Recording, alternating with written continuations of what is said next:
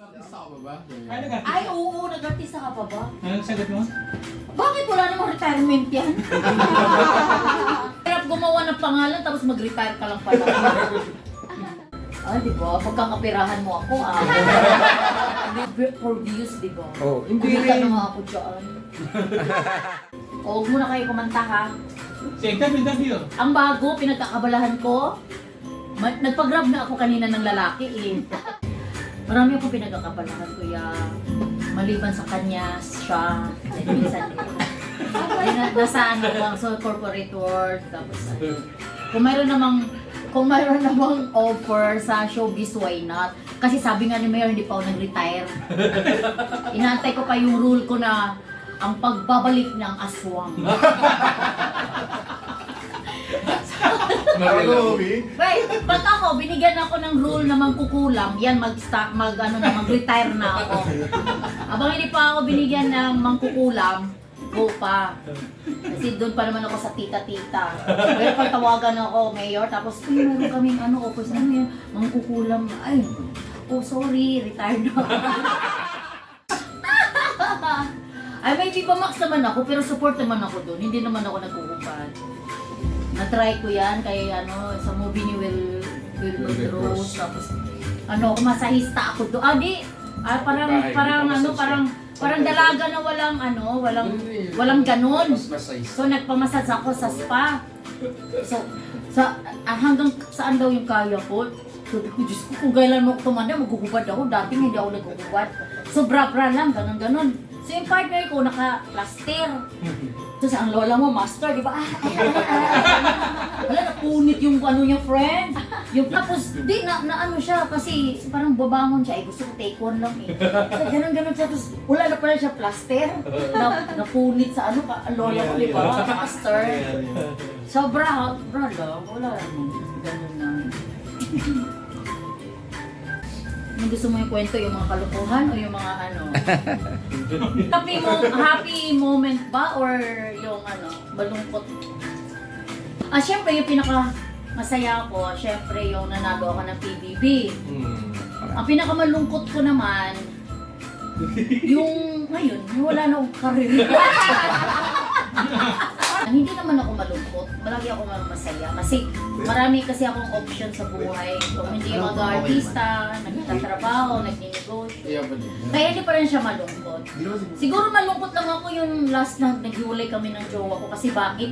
Nabangkrap kasi ako. Ako talaga ang ipon ko noon. So, siguro almost 5 years kami. So, syempre ang lola mo, di ba? Sharp eh. So, naubos. Ubos, bumili pa ako ng motor. Buti na lang motor. So, yun? Inutang niya. Nung na fully paid, na doon kami naghiwalay.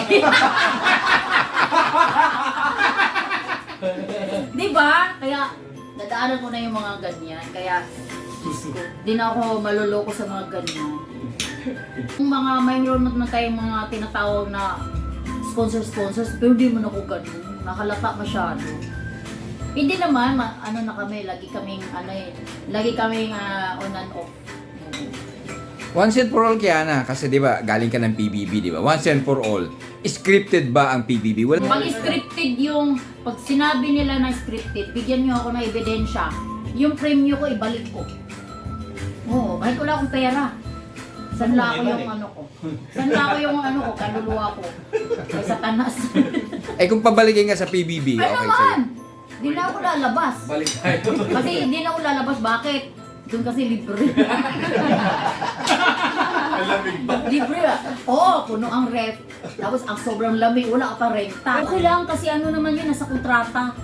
Bago ka papasok, aware ka na pati CR, naligo ka. Kung kaya mo, hindi huwag kang pumasok. Kasi for safety yun eh. Tsaka yung kwarto, syempre para baka may mag-sex dyan, di ba? Or tapos sa CR naman, baka may slide for safety yun. Pero kahit meron, nag-ano ba? Pero nakikita talaga yung buo mo. Nasa sayo na yun. Kasi talagang package yan ng reality nga eh. Ako, naguhubad ako dun kasi sabi ko, ba't kayo nagdadamit maligo? Reality, ba sa bahay niyo, nagdamit ba kayo na maligo? Reality show nga eh. Sabi kasi may camera, hayaan mo sila, magjakol ng mga yan. Hindi naman makakawakan, susumot yun. Kaya paglabas ko ng Big Brother, hinahanap ko, kasi mga cameraman dito. Sabi, gagano sa putangin na niya. Ako yung pinagnano sa akin, gabi-gabi Alam mo ba na may award ako sa mga Darling of the Press? Kasi kahit bardagulan nila ako, hindi ako nagagalit. Yes. Kasi trabaho nila Direct yan. to the point. Pasok. Pero kailangan may resibo kayo. Kasi kung hindi totoo yung sinasabi niyo, babalikan ko kayo. Pero kung totoo naman, okay lang yan. It's part of show business. Di ba kuya, alam mo na. Kaya tingnan mo, hindi nila ako in-interview. Sa akin na lang, hindi mo kumukuha ng info. Sa bibig ko. Mga bashers, wala talaga silang laban sa akin. Ako din naman nagkwento. Sabi, puk-puk, ako naman nagsabi. Di ba ako aware? Kung hindi ko sinabi, malalaman niyo ba? Di ba sana ang tingin niyo sa akin, berhen. Lola mo, palaban. Tapos tatalab pa ba sa akin, sabihan ako, puk-puk.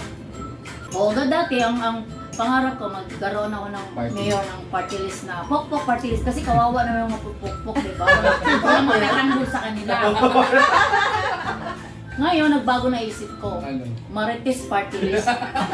Sa dami ba naman ng party list, yun ang sa dami ba naman ng Marites, yun ang Pinakamarami. yan ang buboto sa akin di landslide. Wala mga trabaho mga Pilipino na Marites nasa kalsada. Ako yung tagapagtanggol nila, representative. Di landslide ang boto ko. Ilang milyon na walang trabaho, alam mo, pinaglalaban namin. Talaga mahirap ang trabaho ng Marites Pagising mo, punta ka na doon sa kalsada. Kukulo na yung tiyan mo, pasok sa bahay, kain. Tuyo. Pagkatapos kumain, labas na naman sa kalsada. Bubulong na naman doon si